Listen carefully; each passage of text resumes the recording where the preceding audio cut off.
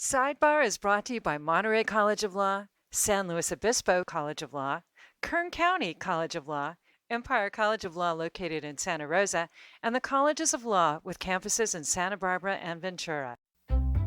Welcome to SideBar, discussions with local, state, and national experts about protecting our most critical individual and civil rights.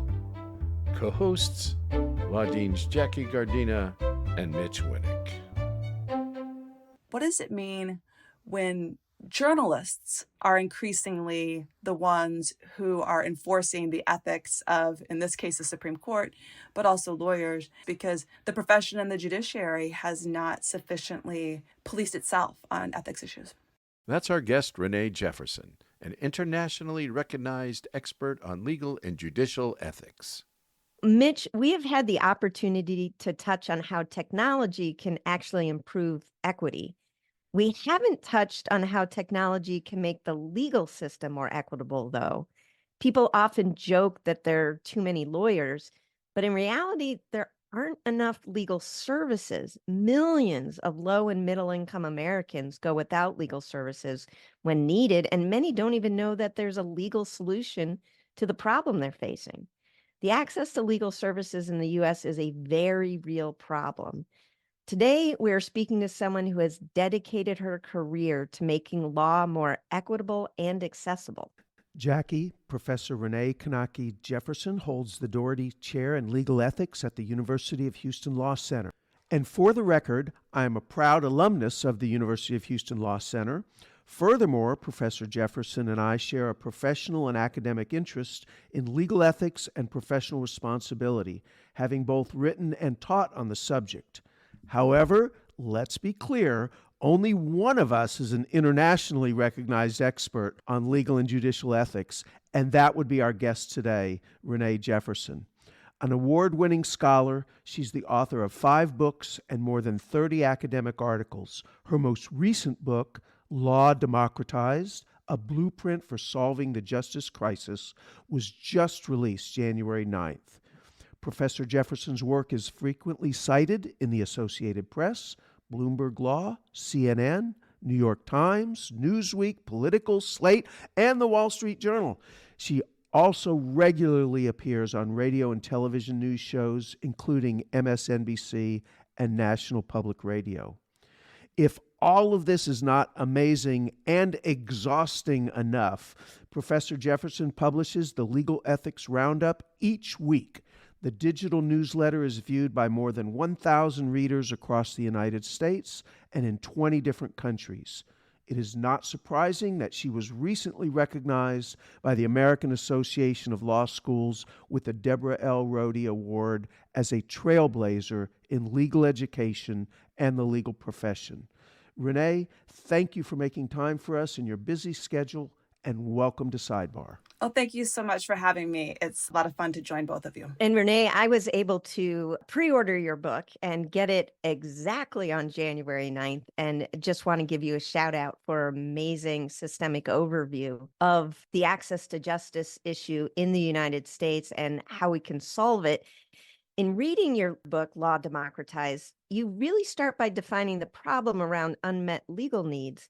But before we dive into the specifics, I wanted to touch on something you said in your introduction, because I think it reveals a much broader implications of the issue. You state, quote, "The bedrock to American democracy rests upon access to meaningful justice. Meaningful justice requires the ability to obtain legal help, regardless of one's situation." We've spent a lot of time on many of our episodes talking about how the law and democracy are intertwined. Can you explain how you link democracy and access to legal services? You've really touched on the heart of why I wrote this book, and it's been a decade-plus long project, the research that I have culled and gone through and reviewing it. And one thing that links time and time again, the work that I do in studying how lawyers and judges are regulated, to me is how central it is to the heart of our democratic government. And even if you never find yourself in a situation where you think you might need a lawyer, even if you never have to go to court, I hope none of your listeners ever do. Even though I'm a law professor training the next generation of lawyers, we all hope that no one actually needs one. But when you do, you want a good one there. And even if you never need one, you want to know that you have access to a fair legal system where you will get the representation you need. Sometimes that might require a lawyer, sometimes it might not. But at the end of the day, having access doesn't just, to me, mean if you need it, you might be able to find the help. It's knowing that it is there, whatever your circumstances. And so that's what I'm thinking about when I'm contemplating the idea of meaningful access to legal help and that tying directly to our democracy. And I think one of the most obvious places we saw that on display was the challenges to the most recent presidential election, and where the results of the election held, it was in our courts. And so that's a very concrete example where it's very obvious that access to law equals democracy. But my book explores a lot of ways where it matters in everyday life too. Renee, Jackie and I have been active here in California on the topic of limited license legal practitioners. And when you talk about and use the term access to justice, I have a suspicion that you may agree with us, but I don't want to just make that assumption. We believe that there's a broader opportunity and access to justice beyond just limiting it to licensed lawyers. In California, we're calling those limited license legal practitioners. But frankly, it has not been an initiative that has been that popular or has much traction at the moment. What do you think about expanding the definition of legal practice to have a different level of licensure, or opening up to others who could assist people? That's one of the reforms I advocate in the book. And part of what I do is highlight efforts, both in the United States, although as you note, there has not been as much traction as I might have thought there would be a decade ago or 15 years ago when I first started working on these issues. But I also look at efforts around the globe too, where individuals can get legal help, not necessarily from a lawyer. Sometimes it can be through tools that they use on their own. That's going to only be increasingly so as we see generative AI explode. And then there are also ways that we might think about different paths to licensure that don't require 3 years and a JD and the same sort of traditional training of a lawyer, especially in areas where we have high needs that lawyers aren't currently fulfilling. I'm really open to, and part of why I have a blueprint as my solution is because I don't think that there's a one size fits all. There's not a magic key we're going to turn to solve the access to justice problem in this country, but it's going to require a lot of creative thinking. And one of those paths is absolutely your point, which is thinking about alternative paths to how one might deliver legal services beyond just obtaining the JD after 3 years of law school.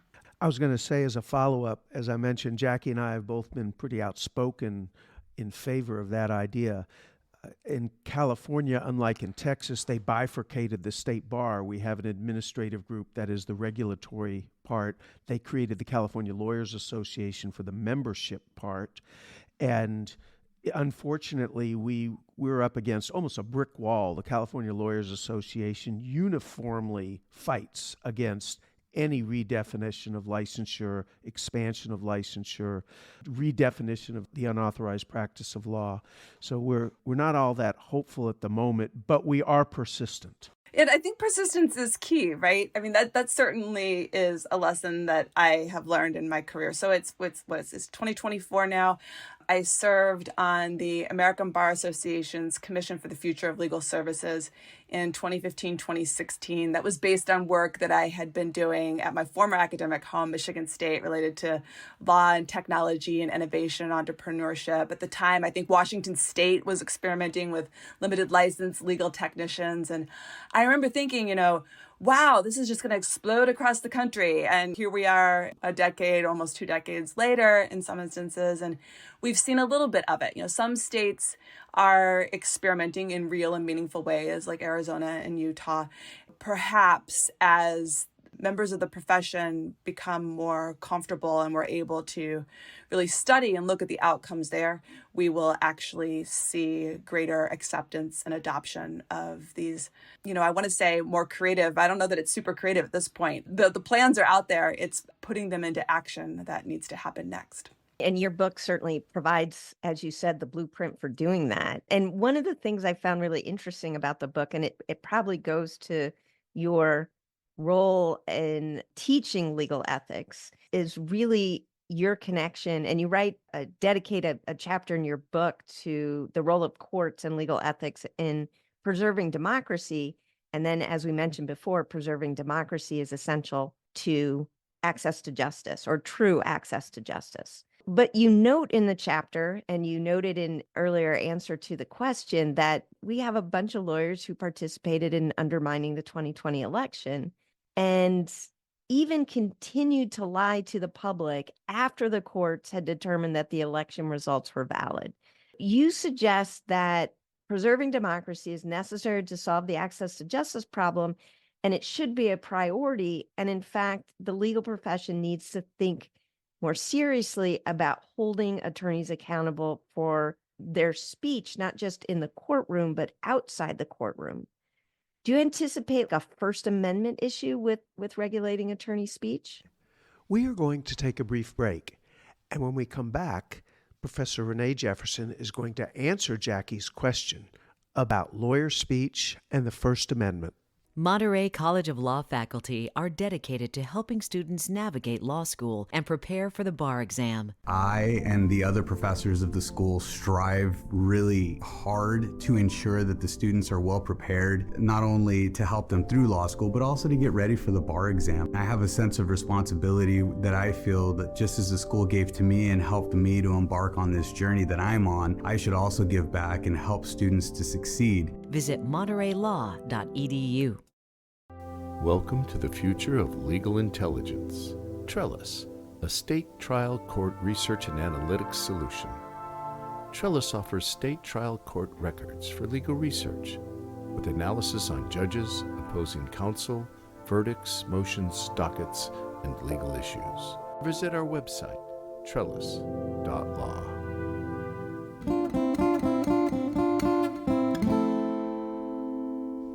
Welcome back. We're talking with Professor Renee Jefferson about whether there are appropriate ways to limit lawyers' speech without violating their First Amendment rights. The reality is lawyers' speech is limited in lots of ways. And in fact, in exchange for the privilege of practicing law as an attorney, there are lots of ways that lawyers cannot speak as if they were private citizens. You can't reveal client confidences. When you're in a courtroom, you have lots of rules that govern what is admissible and how you have to disclose falsehoods to the tribunal, to the court, to the judge. And so lawyers operate under lots of constraints already. In fact, speaking to the media in certain instances too, under our legal ethics rules. And so my point is, first of all, I don't want to stop anyone from saying what they want to say as a private individual. You can say whatever you want. And that's a bedrock of the First Amendment in this country and the way it functions and has been understood over time. But when one has the privilege of a law license and practicing law, that does come with some sacrifice. And that's something that the profession has long understood and honored. It is central to our ethical code in how we conduct ourselves with our clients, with third parties, and with the courts. So part of what I have done in that chapter is to reflect a bit on, well, if a lawyer can't say something in the courtroom because it's not based on fact, should we be concerned when the lawyer can say it in the court of public opinion as a lawyer?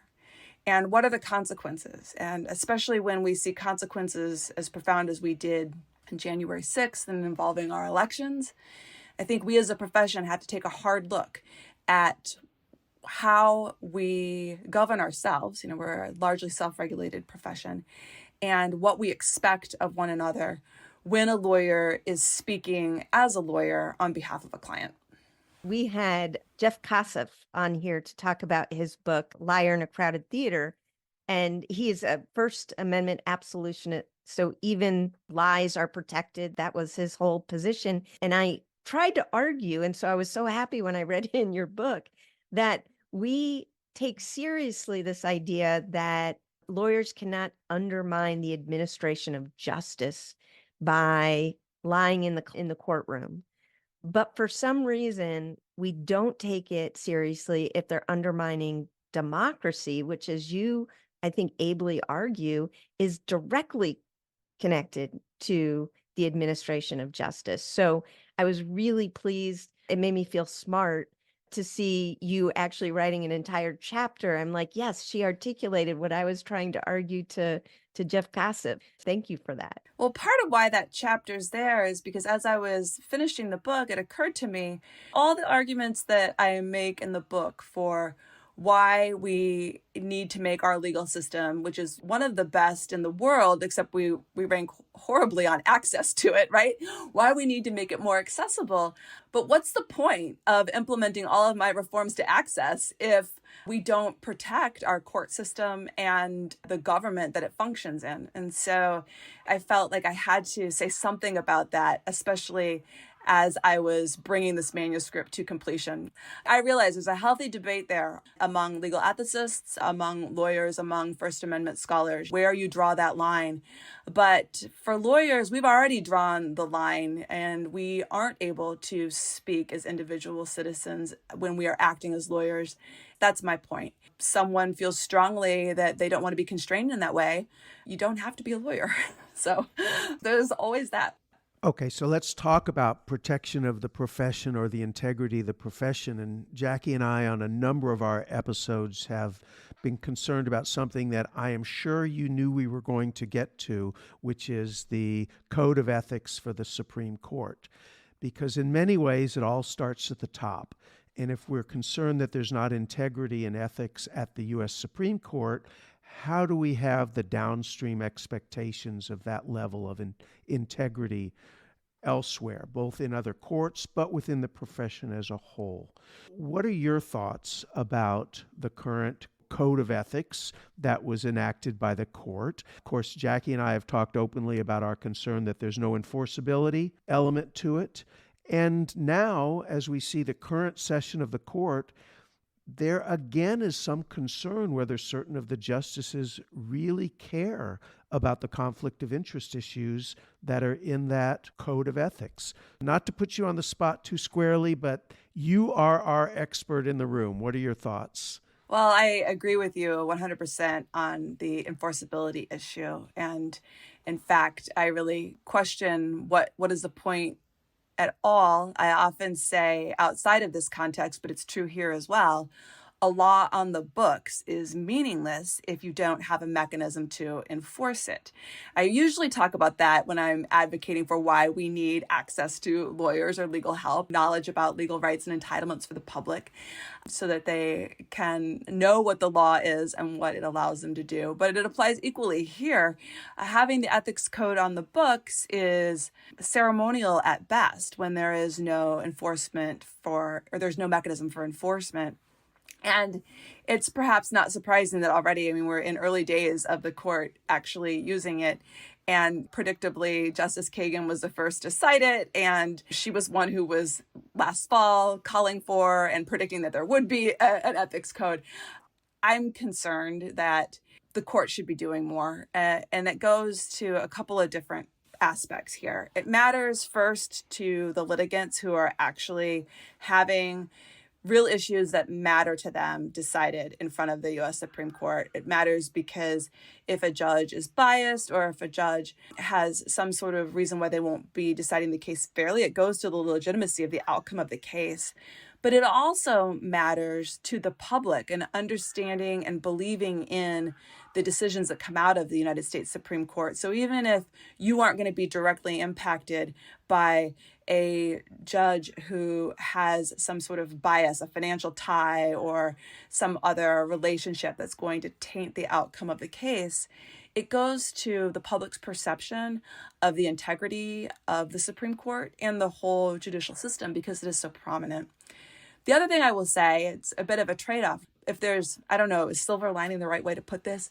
But if there's an upshot to the court's resistance to adopt a code of ethics, it's been a real interest by the public in understanding who these justices are, how they're deciding these cases, and do they have a stake in the outcome that hasn't been disclosed. That's driven both by the fact that we've seen some decisions come from the court that really matter to individuals' lives. For example, with respect to removing women's ability to choose their own reproductive health decisions. But it's also driven by this very public resistance by the court to adopt a code of ethics at all. And then when they finally did, to adopt one that has no teeth. That's one of the things, you mentioned my weekly legal ethics roundup. It's one of the reasons why I was inspired to start writing this weekly newsletter. Headlines like these continuing to come out over and over again, sometimes as if they were anew. And I felt like we really need to be paying attention to how often these kinds of things are coming up in the news and what that means. And importantly, what does it mean when journalists are increasingly the ones who are enforcing the ethics of, in this case, the Supreme Court, but also lawyers? Not to knock the journalism, and we need excellent journalism bringing these issues to the surface, because the profession and the judiciary has not sufficiently policed itself on ethics issues. One of the questions that has come up, and just to follow up on this conversation, is who has the authority to enforce a code against the Supreme Court? And that tends to be controversial, even though for many people it's like, well, what do you mean? There's free-floating, unelected officials who have zero oversight. But is it your position that Congress does have the authority to issue ethics as well as to enforce them? So there's an important separation of powers question here, to be sure. But the reality is Congress, well, especially for the lower courts, but also for the Supreme Court, over time has been able to promulgate legislation that goes to how the court operates. It would not be enforceable if Congress passed a law and the president signed it into action that required the Supreme Court to decide a case in a particular way. That would be a problem. But Congress can and has passed laws related to the court's budget, related to the size of the court. There are lots of terrific reforms that are out there. The difficulty really isn't whether or not Congress has the constitutional authority to pass laws that would engage in ethics reform for the court. It's whether Congress has the political wherewithal to do it. Right now, this is just not a Congress that has the ability to come together on this issue. Although from time to time they do. 3 years ago now, I testified in front of the House Judiciary Committee about financial disclosures because the federal judiciary was not complying as they should be and were not following the same standards that members of Congress have to. And so there, Congress did take action. So sometimes they can, but on the bigger issues related to Supreme Court ethics, I don't see there being traction at this point in time for that to be a path forward. Not because it would be unconstitutional or outside Congress's scope of authority, but because we just don't have a sufficient number of members of Congress who would be willing to vote for it. There's many bills that fall into that category, sadly. We are going to take another brief break. When we come back, we are going to continue our conversation with Professor Renee Jefferson, author of Law Democratized, a blueprint for solving the justice crisis. Kaplan helps thousands of law students become lawyers every year. Prepare to pass your bar exam with personalized prep that fits how you learn best. Choose from a traditional 2-month course, a flexible 3-month course, or semester-long prep, and get your personalized study plan, which includes thousands of realistic questions and unlimited essay grading. No one does bar review like Kaplan. Find the bar review that fits you best so you can score your best. Visit captest.com/bar. That's KAP test.com/bar.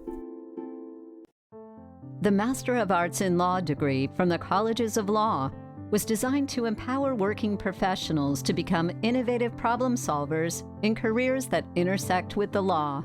The legal field is more than what happens in a courtroom after all. The Colleges of Law. Learn more at collegesoflaw.edu.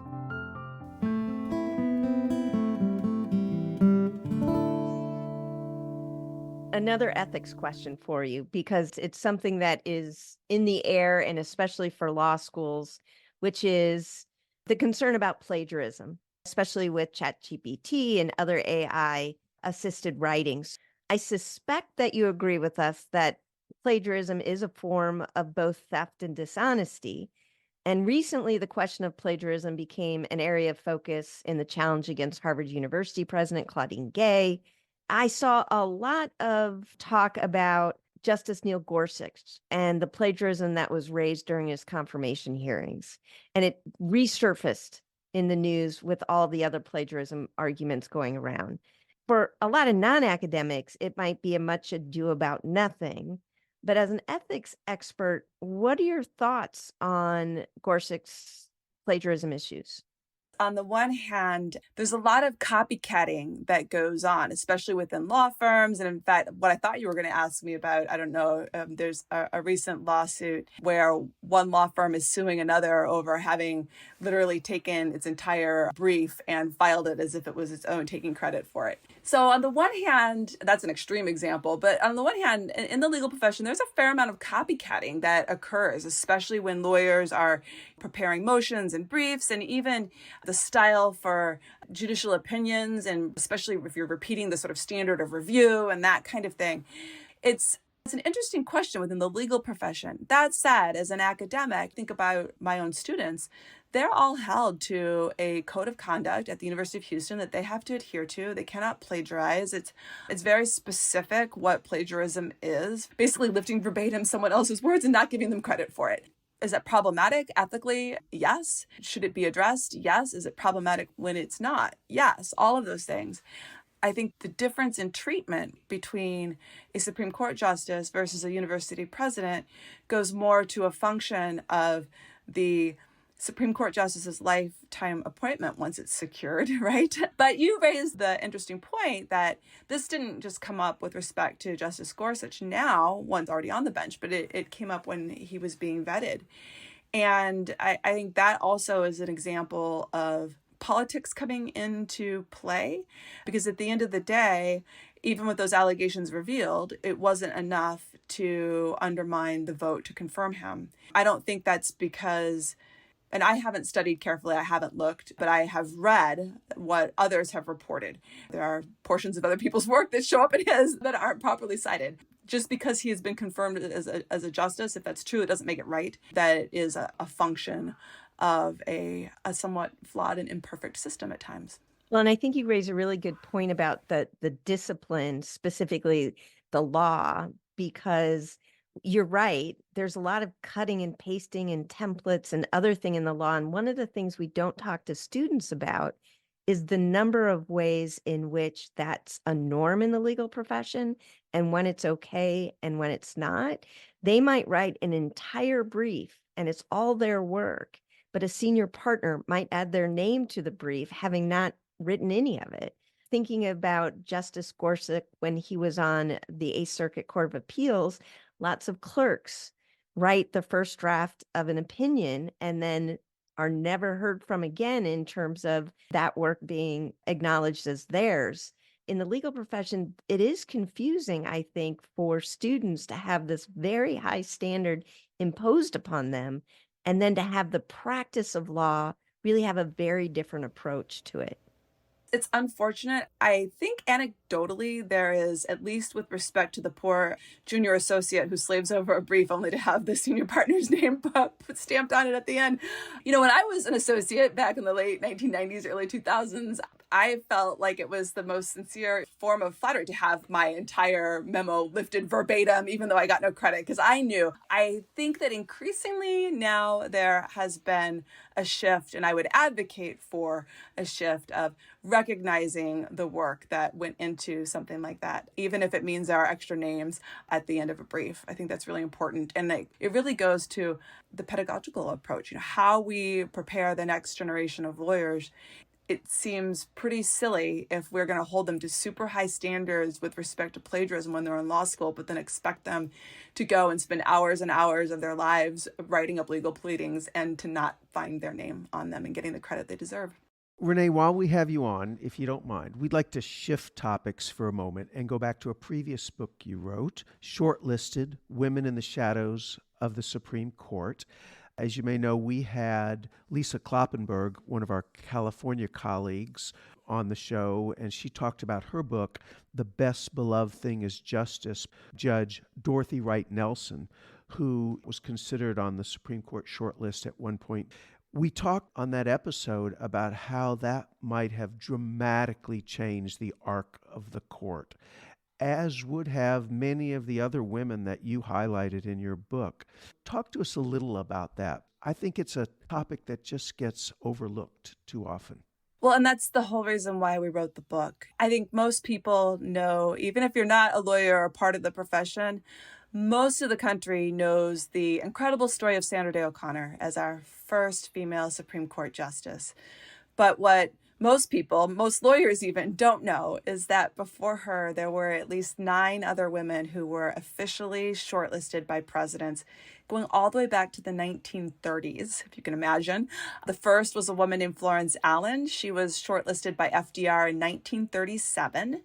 When I'm just thinking and reflecting on that research, I often wonder, and I don't just marvel at her story, but I often wonder, like, what would the legal profession look like? Indeed, what would professional life across the country look like if a woman had been in such a prominent role as a sitting Supreme Court justice in the late 1930s? Sadly, we will never know, but she was an extraordinary woman. FDR actually put her on the Sixth Circuit Federal Court of Appeals in 1934, the first woman to ever serve on a federal court of appeals. And how she got there, I think, is just such an inspiring story. She was the first woman elected to the Supreme Court of Ohio. And before she got there, she'd been very active in the movement for women's suffrage. She went all around Ohio campaigning so that women would have the right to vote secured. And once they did, she turned around and asked women for their vote, and they delivered her to the Ohio Supreme Court. And so she was the first woman that we uncovered in our research to be shortlisted. And interestingly enough, our study discovered 9, enough to fill an entire court, even before O'Connor joined the bench, which both goes to how important it is to uncover these untold stories. Because each of these women, even though they didn't make it to the U.S. Supreme Court, had incredibly successful legal careers to even be considered for that role. It also really goes to undermine this myth or this narrative that the reason why we don't see women in equal numbers in leadership is because it's just a matter of time. They haven't been in the pipeline long enough. Well, the reality is there were lots of qualified women going back decades and decades and decades ago. And so part of what the shortlisted book does is tell the stories of these women. And then the second half looks at examples from their lives to help us think about how to continue to remedy and address systemic barriers that hold women back from leadership roles. You talk about the pipeline and how long it takes. One of our recent episodes has Juvaria Khan, who's the founder of the Appellate Project. And what she talked about is a similar theme, which is the pipeline of appellate lawyers who then would be eligible to be appellate justices or judges, and the lack of anything other than predominantly white males in that whole pipeline. She's working right now as a young lawyer with her group, the Appellate Project, to increase that pipeline and increase awareness of why it's important to have a diversity of lived experience in the appellate process. I would assume that this follows just beautifully on your work with women in the justice system. That's absolutely the kind of reform that's needed, but I would go one step further and say not only do we need more diversity within what has become in recent decades a very predictable path to the Supreme Court, which is largely having an appellate career before you do that, but we should look back at the history of who has sat on the U.S. Supreme Court. Now, of course, if our measure is just race and gender, you find a lot of white men on the Supreme Court. But if you're measuring diversity in other ways, you would find that in a few instances, members of the Supreme Court weren't even lawyers, didn't have judicial experience. You would find greater geographic diversity. You would find that they maybe had served not in traditional appellate work, but had a practice dealing more with real problems that face real people in real life. And so I think that we need the pipeline itself to not just have traditional pipelines look more diverse, but really open up the range of who is considered qualified for a role. That's really true for leadership roles across the legal profession and across all professions. I'm going to give you a magic wand. You can only use it for one thing. In your book, you identify a number of both legislative and regulatory changes that you think need to happen in order to move us towards solving the justice crisis. You get to make one change. What's your priority? If I only get one, there are a lot that, I could give you like a top 10 list. I could give you a top 5. But if I only can have one, it would have to be full funding for the Legal Services Corporation. And for listeners who aren't familiar with what the LSC does, that's really the backbone of every legal aid office in the country. And they do tremendous work. And by full funding, I mean go back to the levels it was funded decades ago, count for inflation, and then also talk to the LSC about what they could do even beyond if they had the financial support that they need. For a lot of the reforms that I advocate in the book, there is that reality tied to they're going to cost money, or they're going to require fundamental restructuring of how things are done. And that's part of why the book offers a blueprint, because there's not one magic solution. We have a Congress that's not likely to impose mandatory ethics on the Supreme Court for lots of reasons. We also have a Congress that's not likely to fully fund the Legal Services Corporation in the way it needs to be funded. Now, my book really focuses not on that work, but on the legal needs for people who don't qualify for legal aid but can't afford a lawyer at 6 figures or more an hour for multiple hours. And so if you'd let me have a magic wand for 2, I'm a lawyer, right? Okay, just this time. If I got to have a second piece, it would have to be under the umbrella of widespread public education for individuals to understand how our legal system works, to recognize when they have a legal problem that they could either use self-help tools to solve or seek out a lawyer and understand how to interact with that lawyer, to understand what it should cost and to remove that mystery. My magic wand would make understanding law and the legal system much less opaque, much more easy to access, user-friendly, and widely utilized by the public. That's great, Renee. And I think we're going to leave it there because that was a perfect way for us to end with you highlighting 2 priorities that you had. And I'm sorry that I can't give you a magic wand. It's all right. It was fun to think about. Renee, thank you for joining us today. Also, thank you for the work you do, not just in your books and in your speaking and in your writing, but just even in your weekly newsletter in which you keep us aware, those of us who are interested in it but can't always follow a nationwide spectrum of legal ethics issues.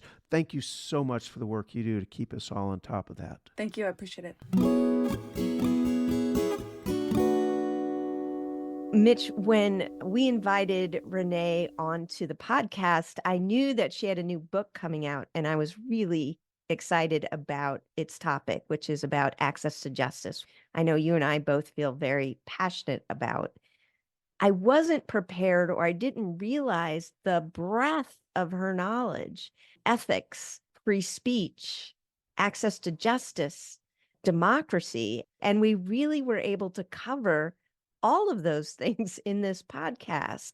And I hope what we're seeing at the start of our second season of SideBar is that we're going to be able to continue to touch on all those issues as we progress through this second season. I absolutely agree. I'm in love with her book, and it's not just because she's so articulate and intelligent about these topics, but we share so much history on these topics. I also taught legal ethics, legal professionalism, law practice management, technology in the law. But of course, when I was teaching technology in the law, it was still dial-up and not dealing with AI and Chat GPT and the challenges now. I am thrilled to see another one of our professional colleagues pick up the torch on so many of these issues and move them forward. You know, I gave her the magic wand at the end. She had so many things to choose from, so I understand why she was struggling. One of the things that I want to raise for our listeners is something perhaps a lot of people don't realize or think about.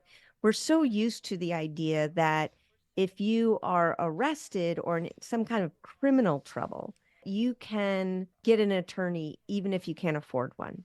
And we set up an entire system to make sure that happens. Now, I can't say it's a well-funded system, but it's available.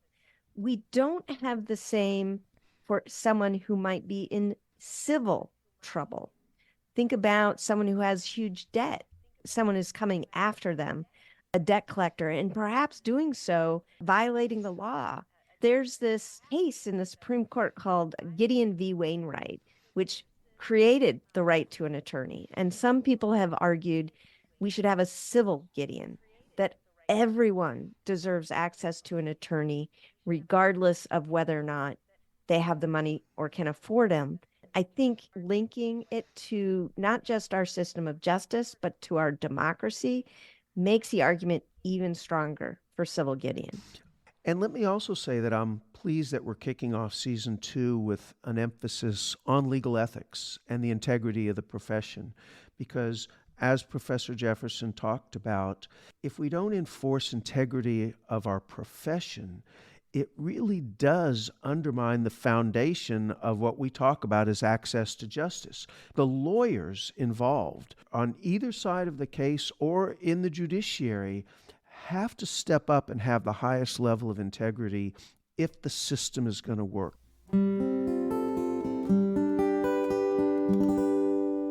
Once again, I want to thank everyone who joined us today on SideBar. And as always, Mitch and I would love to know what's on your mind. You can reach us at sidebarmedia.org. SideBar would not be possible without our producer, David Eakin, who also composes and performs all of the SideBar music. Thank you also to Gogo Zoger, who manages SideBar's marketing and social media.